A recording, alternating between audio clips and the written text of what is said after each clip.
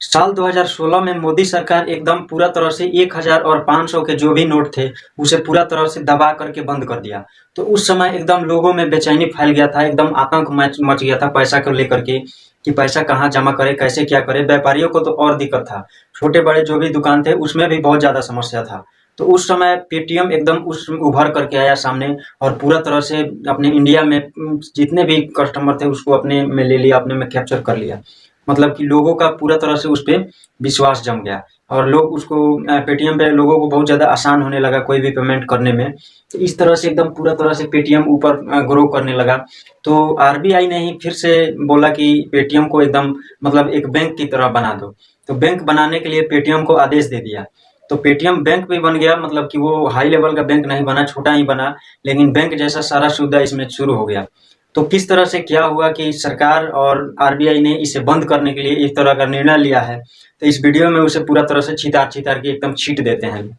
इस फोटो में आपको जो ये दिख रहा है रथ, इस रथ में बहुत सारे घोड़े हैं और इस घोड़े में एक जो लगाम इधर से रस्सी लगा करके सब में से लगा करके लेकर गया गया है और यहाँ पे जो एक आदमी है इसको पकड़े रखा है, मतलब कि इस आदमी के कंट्रोल में ये सारे घोड़े हैं। उसी तरह से ये सारे घोड़े एक-एक घोड़े मतलब अलग-अलग तरह के बैंक हैं।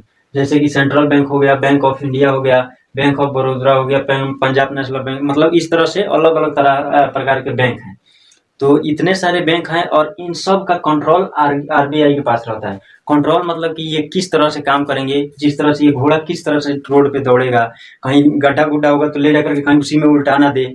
तो इस तरह से ये जो आदमी है ये कंट्रोल करके रखता है और आराम से इसको रोड पे चलाता है।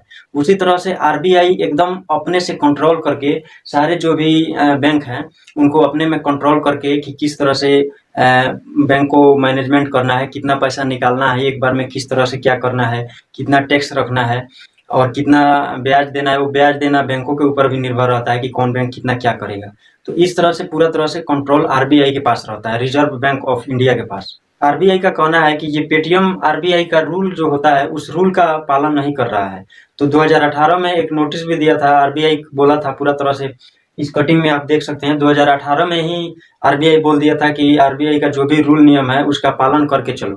क्योंकि पेटीएम में जो केवाईसी होता है, मतलब हर तरह से हर बैंक में बहुत सारे काम में केवाईसी होता है। केवाईसी का मतलब होता है नो योर कस्टमर, मतलब कि अपने कस्टमर को जानो।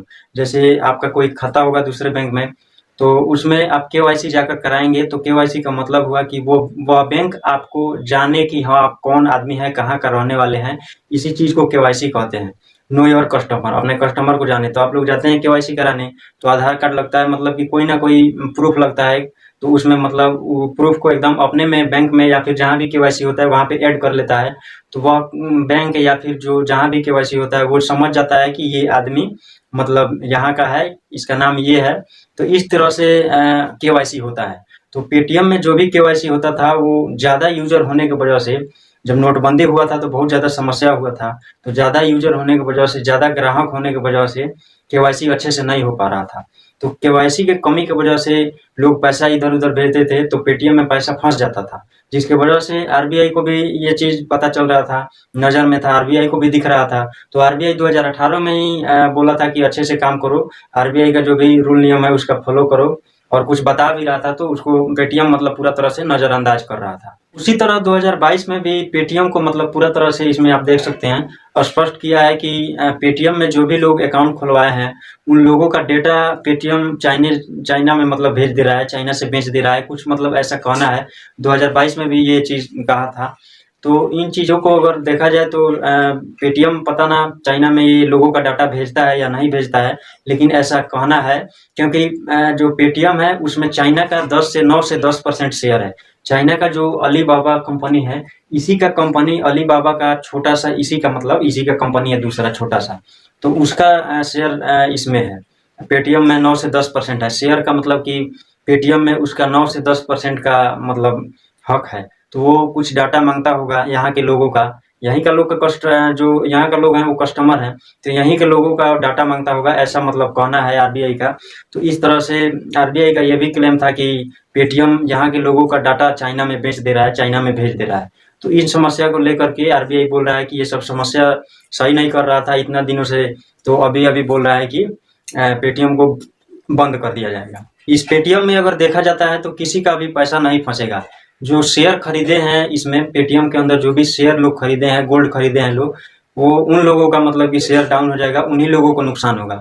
इस तरह से किसी का भाई इसमें अगर पैसा है पेटीएम में तो किसी का भाई फंसेगा नहीं, उसमें से आप पैसा को निकाल सकते हैं लोग। इसके साथ साथ पेटीएम अगर आरबीआई के रूल को मान ले, कहीं कुछ हो सकता है, माना भी जा सकता है, तो पेटीएम बंद नहीं होगा। अगर बंद भी हो जाएगा तो इसका जो भी जिस तरह से पे फोन चलता है, गूगल पे चलता है, भारत पे चलता है, उस तरह से पेटीएम पे भी मतलब पेटीएम भी चालू रहेगा। पैसा जो भी ट्रांसफर इधर उधर होता है उस तरह से होते रहेगा। इसमें शेयर वालों का नुकसान होगा, जो शेयर खरीदे हैं, और जो लोग इसमें गोल्ड खरीदे हैं लोग, उन लोगों को नुकसान होगा। इस तरह से आम लोगों का कोई नुकसान नहीं होगा। खैर, आप लोग इन चीज़ों को समझ चुके होंगे कि पेटीएम को बंद करने का बात क्यों चल रहा है। इस वीडियो को जरूर शेयर करिए। शेयर इतना करिए कि जो भी लोग हैं समझ रहे हैं कि पेटीएम बंद हो रहा है तो नुकसान हो जाएगा, बड़ा कोई नुकसान हो जाएगा, तो उन लोगों के पास ये वीडियो जाए। और वीडियो को शेयर करिए और कमेंट में अपना राय बताइए कि बंद होना चाहिए या नहीं होना चाहिए, और चैनल को सब्सक्राइब करिए।